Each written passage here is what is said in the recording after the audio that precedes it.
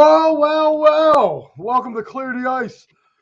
You're joined by myself, Mike Laro, and my other half from P&M in the AM. Actually, it's P and M in the PM now. Pat, heartbreaking loss for the Flyers tonight as they fall to the Boston Bruins 6-5. What an entertaining third period it was, guys. If I can count here, 1, 2, 3, 4, 5, 6, 7 goals in that third period, Pat. Wow. What and first of all, already cousin Steve right off the back. Sandstrom took one for the team. He's checked into the show. We have a lot of effort, but the D for the point, right? The D was the downfall. We're going to get on that, but listen, Mike, I couldn't disagree with you more. Again, this team was just they played very, very well. Again, what I saw in the first two periods, they turned over a lot of pucks. They played this Boston Bruins team very, very tough in this first two periods. Got on the board first. You had that nice, beautiful goal. The odd man rush was there for you with Hathaway and right to Ryan Poehling.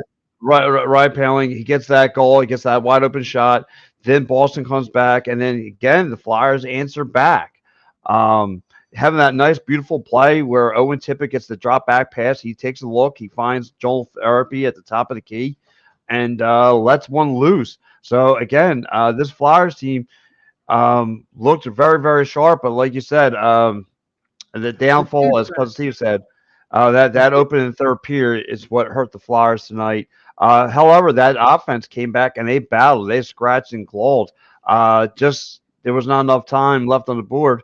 And, yeah, like I said, that third period really, really hurt them to open up the third period there. Yeah, man, I'll tell you what, Pat, too, another thing, too, the defense did not help out Felix Sandstrom at all. If it wasn't for Felix Sandstrom tonight, this game should have been 11-2. I mean, this dude made some serious saves tonight, and the defense held him out to dry. Like, they looked towards the middle of the second period to the beginning of the third period. They just looked like they didn't know what they were doing or where they needed to be. Both of Charlie Coyle's goals? Yeah. Both of them should have been, I mean, you don't leave. How do you leave two guys get behind your defense in front of the goaltender? Just the wife checking in. Yes. But this is what, I mean, to me, and I'll tell you what, Marchand, again, it was the thing with Krejci when he was there. Now it's Marchand. This guy always haunts the Flyers. He had another 3 points tonight, setting up goals. He was trying to get his 400th if you was seeing that. So I'm glad he didn't say that against us. But again, Coyle. To me, it's those three up there: Marchand, Coyle, Charlie McAvoy. Charlie McAvoy. Bergeron. Yeah. Well, no, Bergeron's going. Not there, but I mean, I'm just saying that was their usual trio that would kill this Flyers team. Steve says I can't help but think how much Draisaitl could help the QB, that empty net situation. Yeah, that helps. Daniel Barry checking in goes, yo. Ryan saying Morgan Frost is starting to have more shooter mentality lately, even away from the net. I love it. He needs to. Yeah. And then, of course, you got Joey Woods checking in because the Flyers are going to miss the playoffs. Islanders, Capitals, 5 points back, three games in hand. And listen, they might. And I got to give Mike credit. The Capitals have 3 games in hand. The Islanders are right behind the Flyers. The Flyers only have 1 game in hand. And the Islanders they're in the middle of a tough stretch themselves. And so is Washington. So I'm not worried. Look, if they don't make the playoffs, if the Flyers don't make the playoffs, they gave us something, though. If you really look at it, we've had meaningful hockey here now leading up. If they get in, get in. It's a bonus. I agree with you. And listen, you and I are both 4 for 4 guys. So with the big question mark, and I'm not trying, when we lost Joel Embiid, we didn't know what we were going to have. We thought from the beginning of the year that we didn't know we were going to have good hockey. Now, listen, I wasn't expecting meaningful hockey up until this point. So, but look, if they fall short, they fall short. Like this stretch right here tells me all I need to know about this hockey team. And listen, they made a competitive fight tonight. Again, way to bounce back from that slop you took on Thursday. Try and bounce back again against one of the better teams in the league. And listen, you just fell short. So listen, it happens. And look, if they miss it, then so be it. It obviously shows you they weren't ready for it. They weren't ready for the big moment. Again, they have two inexperienced goalies right there. You have one goalie. This is year one, and like I mentioned before, everyone looks at Sam Harrison like this. He's been around like a 6 year veteran. This is just still year one for him. And Felix Armstrong again was hanging out to dry. There was no defense in front of him, and that's what killed him tonight. If there was a little bit of that play, that hungriness, that I don't know what it was. Maybe they themselves weren't mentally ready to come out of that third period. But however, listen, they kind of got back in the rhythm, but it was just a little too late. That's all. So. I mean, like I said, I liked what I saw, though, overall from this Flyers team. Way to battle back, just losing in the nick of time. Well, Joey brought up something about Washington. Dude, you want to hear their next 3 games? They got to go to the West Coast to play the Calgary Flames. Then they come back home. They play Toronto. And then they got to go to Carolina. And then they host Carolina. So they have 3 tough games coming up themselves. Yeah. So, and the next game tomorrow, actually, the Islanders got to play the Rangers tomorrow. So, I mean, they're all going to beat up on each other here. So, getting back to, worrying about the points and stuff like that. Yeah, I'll worry about that. If they make it, they make it. If they don't, they don't. But the one thing, Pat, we've seen a lot of Flyers Boston games up there where they haven't been competitive over this last few years. Matter of fact, Boston was 15-0-4 going into tonight's game. So the last 20 games, they're 16-0-4. The last Flyers win up there was opening night 2011. Was the last time they beat the Bruins up there. So it goes to show you, again, just like how Toronto is, for some odd main reason, Toronto has our number. The Bruins have our number right now. But what showed me something tonight is that this team didn't lay over and die. They fought back. And a very good Boston team right there. Now, Boston just leapfrogged Florida to go into first place in the Eastern Conference with their win tonight. So they grabbed that 1 seed. Yeah, so you're talking about the best team right now in hockey. Again, and the Flyers went toe-to-toe with them. And they did. They took them down to the wire again for what it was out of that third. I mean, I'm pretty sure a lot of us Flyer fans.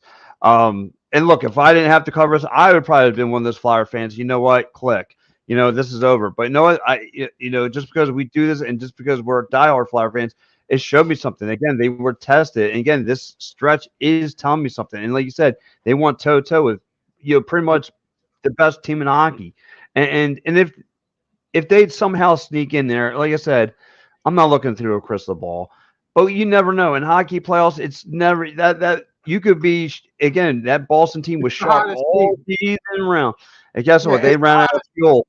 Yeah, it's always the hottest team going into the postseason. It's very rare that you see a number 1 seed from either conference make it to the cup. There's always upsets in hockey. That's why hockey is the best postseason out of them all. I don't care. You try to bring up the one-and-done scenario with football. That's cute. I don't care. Give me 7 games where teams by the third game are hating each other. I'm sorry. There's no better intensity and more being actually able to watch than playoff hockey. Playoff hockey is the tops. And I'll argue with anybody. Basketball, they try to mimic it a little bit with them having, 5 and 7 game series. It just doesn't cut it, man. But hockey, these dudes hate each other by game 3. Game 3, that's it. Gloves are off. They want to kill each other. And like you said, hockey playoffs are the best because these guys are fighting every tooth and nail for every cent that they make. So those guys are really putting on the line. Sometimes with the NBA, basketball players are already packing in. They're already thinking long-time future endorsements. They don't want to get too banged up. So there's occasional games where they take it to a 7 and down to the wire, all that. It's very rare compared to the NHL, where NHL is tooth and nail all the way down to the Stanley All Cup. right, So so let's get back into let this third period, because this third period is where it really got lit up. You already kind of yeah. covered the score for the first two periods. So at the end of two, we're tied up at 2. We're getting ready to kick off this third period, and boy, do the Bruins come out buzzing. 108 of the third Mhm. period, Charlie Coyle gets his second goal. Again, beautiful pass by Marchand. They got behind. Mark Stahl fell. I'm going to say this again. He fell, took out the other defenseman, which I believe was Cam York. He took York out. So you had them two going down and left a 2-1-0. It was just, and Marchand held on to it beautifully, man. Like, he passed it right at the right time. He had a wide open net, puts it up at the 108 mark in the third period, gives Boston the lead now 3-2. Then Beecher scores at 3:45. About another minute or so after that, about 2 minutes after that, Beecher adds a tip in front of the net, puts Boston up 4-2, and then Jacob DeBrusk. Again, they were swarming. They were up 5-2 in this game, and that was at the 4:04 mark in the third period. Boston had a commanding lead at 5-2. Then a little about 10 minutes, about half of the period gets played out here. Flyers go on a power play, Bruins go on a power play, nothing gets scored. And then our boy Nick Delorier, that's right, he does a Yes. little back in, and he gets a little juice going for the Flyers at 14:12 of the third period. He gets the Flyers back in to 5-3. And then our boy Morgan Frost, literally a minute later, he does a beautiful shot, beats Swayman at the 15-14 mark of the third, pulls the Flyers within one goal at 5-4, and then what's his name? Hankin on a beautiful. Travis Konechny got to be feeling sick right about now. He had the shot. He takes the shot. It kicks out. There was a beautiful pass up and hits a defenseman, Hankin, and he goes right down, shoots a laser that goes off Felix, goes in the net. That's at 17:01 of the third period, puts the Bruins up 6-4. So you're thinking, okay, this is how they're going to end this, 6-4. It's been nice. There's 3 minutes left to go in the game here, but no, the Flyers say, nope, hold my beer. Joel Farabee with literally 55 seconds after that goal, Joel Farabee would light the lamp on a wraparound, bringing the Flyers to 6-5. Unfortunately, time would run out, and that would be your final score tonight, 6-5. But that third period, 7 goals, Pat. 7 goals. I mean, The sphincters were tight around here, boy. I'll tell you. So, Steve's saying playing the BS is like getting killed by the Irish Mafia anymore. It used to be pasta that killed us. Hey, you leave the pasta. He didn't even do nothing tonight. Yeah.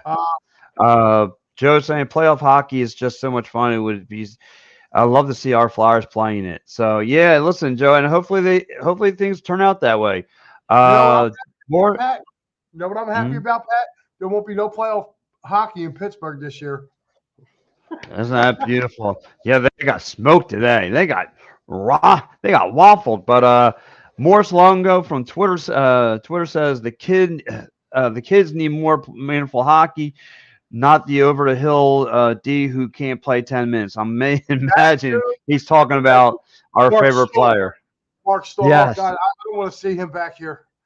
Oh, yes. God. Yeah, same. Because of Steve saying, I never expected to win on the road in Boston without my top defenseman and with my third string goalie. How about that? You think about that, Mike. Steve brings an interesting point. You don't have your top defenseman, and you're down to your third string goalie, and you take these guys down to the wire.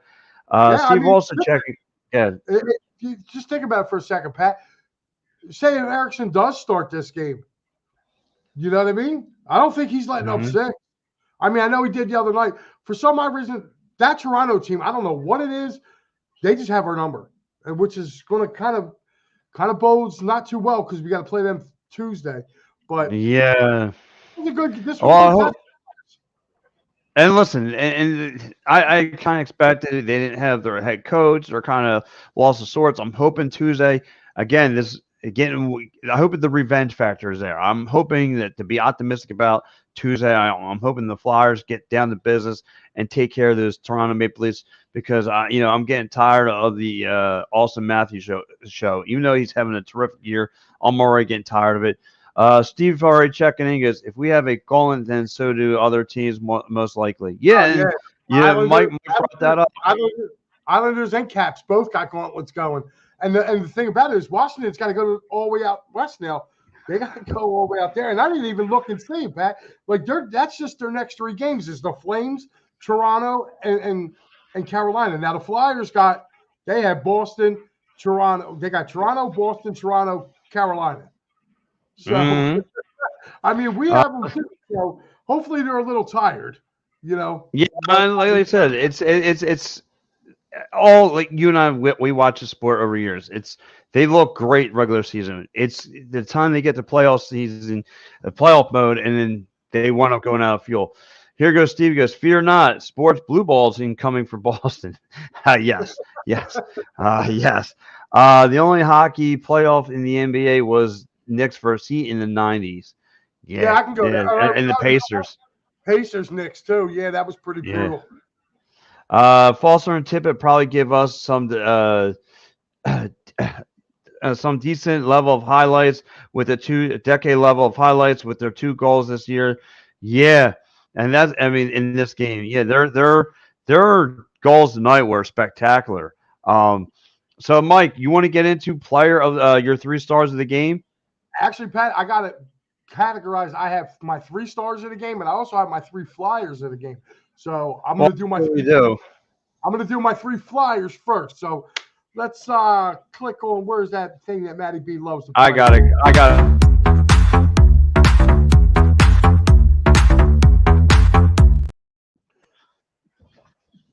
Oh wait, the Pat, song's we're over. live.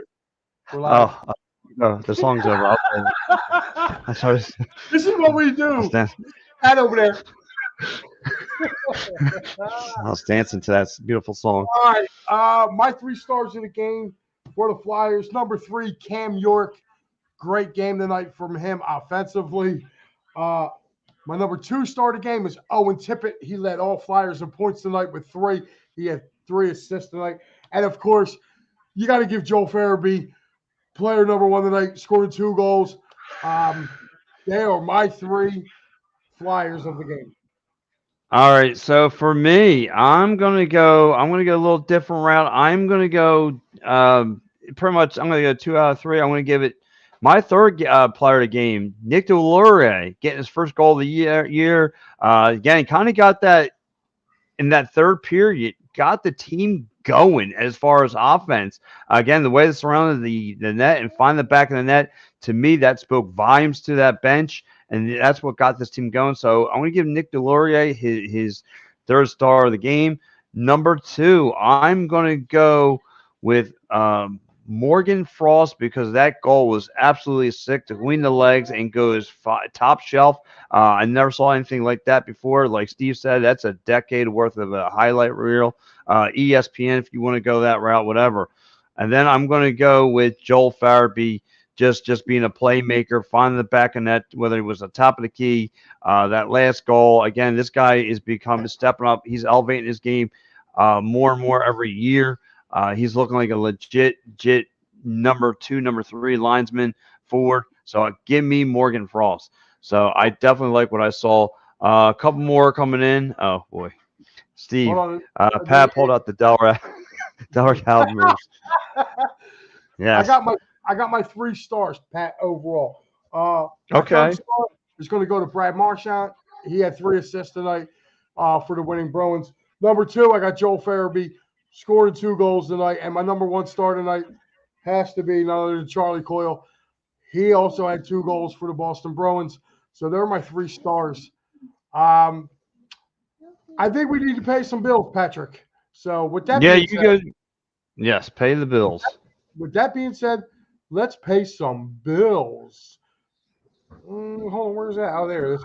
Uh, Guys, if you want to get down there and go see those flyers down there, make sure you guys go to sherrystickets.com and you can reach them right there, as you can see, at www.sherrystickets.com. Family owned and operated since 1946.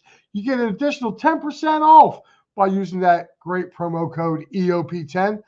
And when you go there, not only will you get great tickets, but whatever the price is, there's no hidden fees. So what you see is what you're going to get. So guys, make sure you go down there, or make sure you go to sherrystickets.com and type in that promo code EOP10. Again, that's EOP10. That is our code. And guys, if you need legal representation, make sure you check out my guy, David Archerry, for workers' compensation, motor vehicle accidents, personal injury, and criminal law. Make sure you hit him up at www.cherryinjurylaw.com, or you can call him at 610-565-0300. Let him know that the boys of Edge of Philly sent you down there, EOP.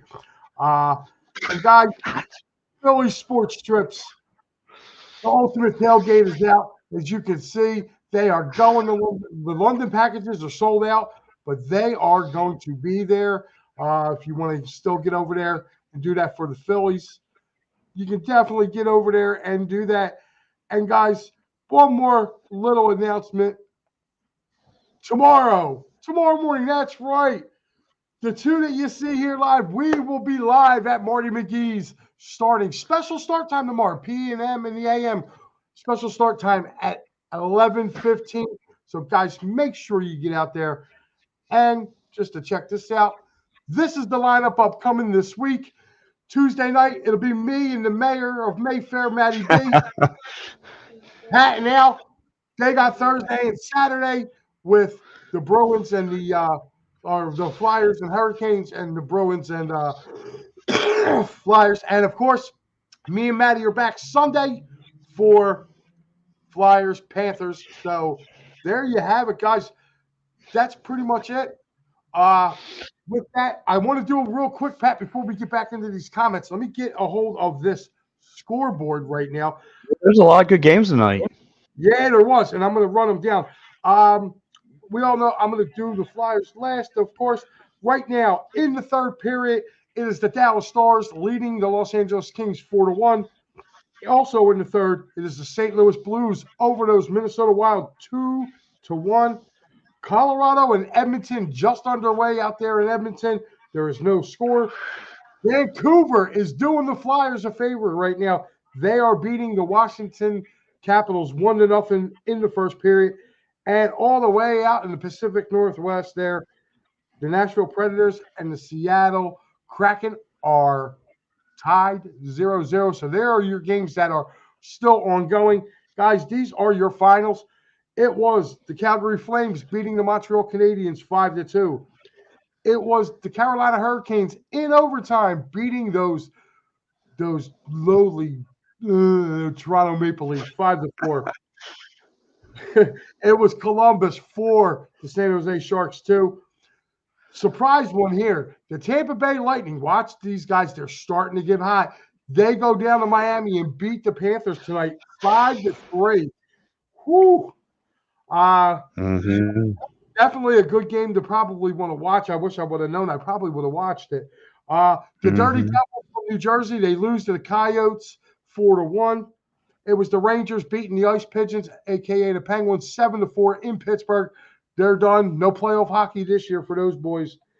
It was the Detroit Red Wings 4-1 over those nagging Buffalo Sabres. And another gift was given to the Flyers today as Claude Giroux and those Ottawa Senators beat the Islanders, although the Islanders do get a point because the game was 4-3 in overtime. So there is your scoreboard, guys.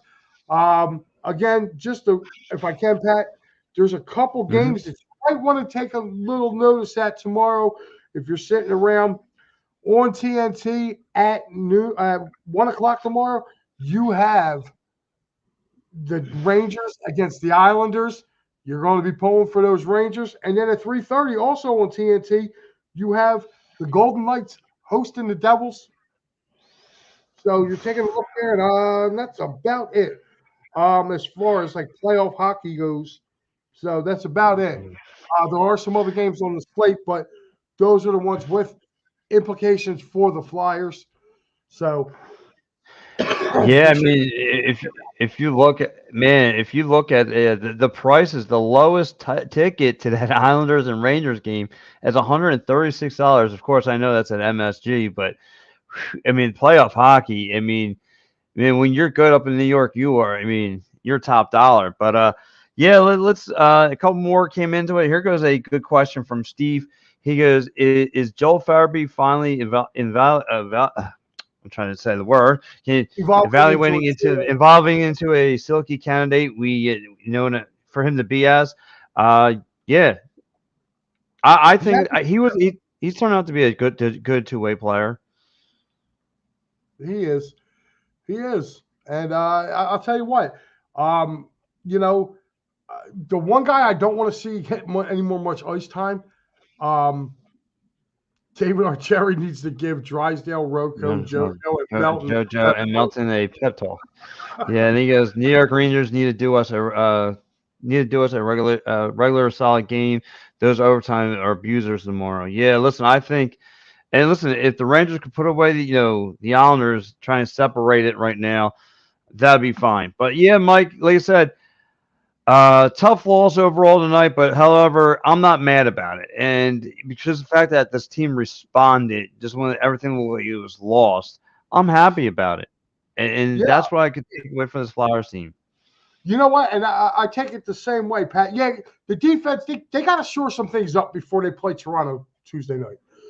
But as far as I'm concerned, they showed a lot of grit. Like if this was a team from last year or the year before, they get blown out the water. Like it's a 8-1 game.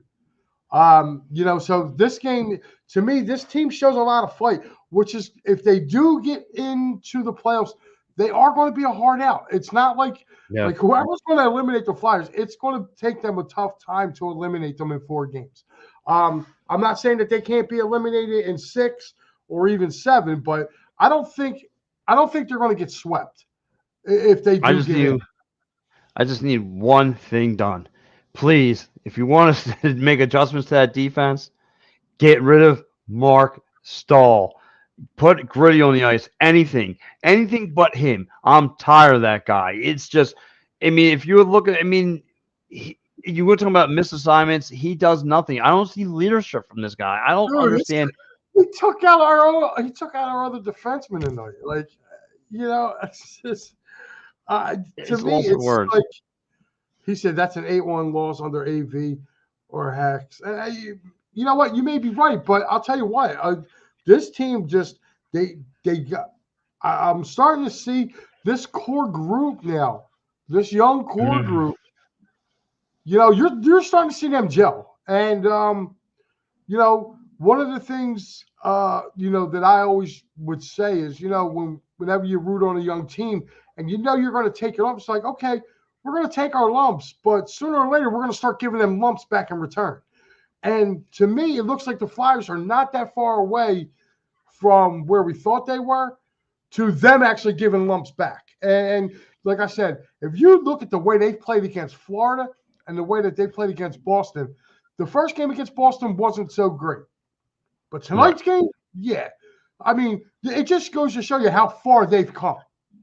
So, and to piggyback off your point, like you mentioned about the young core. Think about the young core of this team: Travis Konecny, Owen Tippett, guys like Joel Farabee, Morgan Frost. Those guys are making plays when it's supposed to be matter.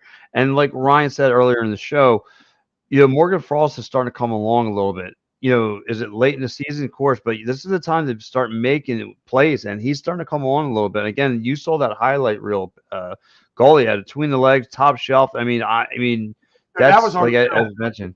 That was sick. That was absolutely sick. That was a sick goal, man.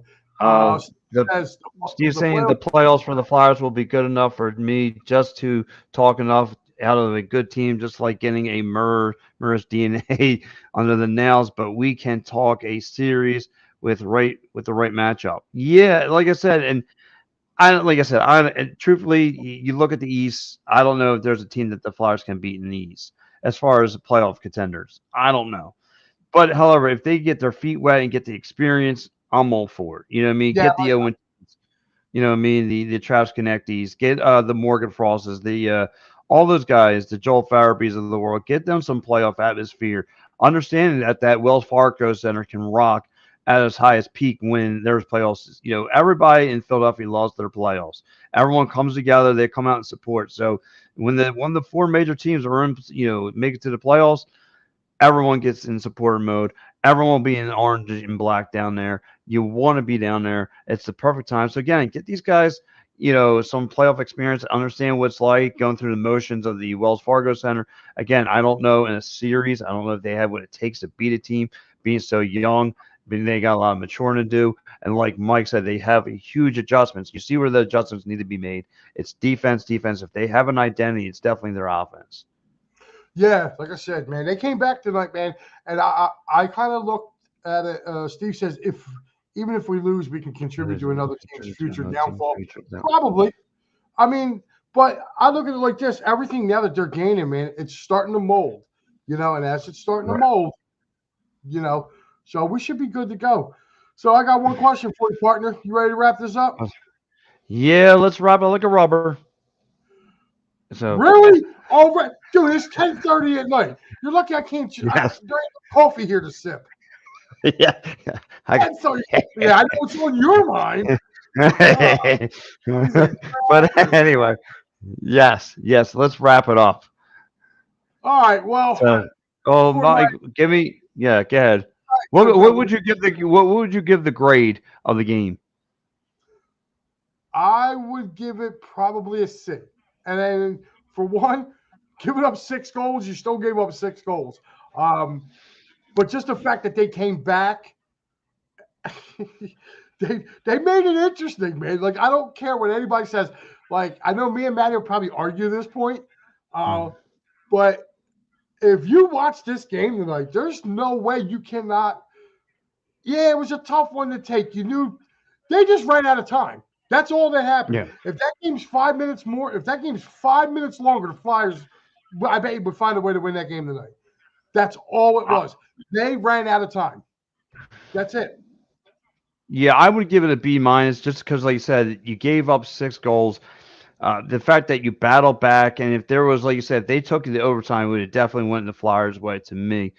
But unfortunately you didn't, and like I said, just the way your offense kind of bows through every night. So there's been more. Obviously, for what the record is, you see their offense battles. They don't quit. So there's rare times they take a lacking, a beat down. There's only been two of them this past week that I've seen that have been bad. But again, they find how to answer the bell. Again, they were out of sorts without having their head coach. And now John Tortorella's back, and the way he's queuing up and getting creative in the offensive zone, I'm starting to like some things. Again, let's see what they can do come Tuesday, up into down here in South Philly. And then, of course, before we get out of here, Steve says maybe see you in the AM. RP and Murphy's is still open. You should do a show there if it's free. Hey, listen, if you're recommended, we'll try it out. Yeah, I don't know RP Murphy's is. But hey, if you get a hold of Big Al, our producer, he can try to make that happen for you guys. But he'll make magic. Once again, guys, don't forget, if you are going to Maggie McGee's, we will see you. We will be doing a live remote tomorrow morning, PM and the AM. Special start time, 11:15. Yeah. For my partner over there, Pat Bedard, I am Mike Lara. We will see you tomorrow morning. Thank you. Thank you.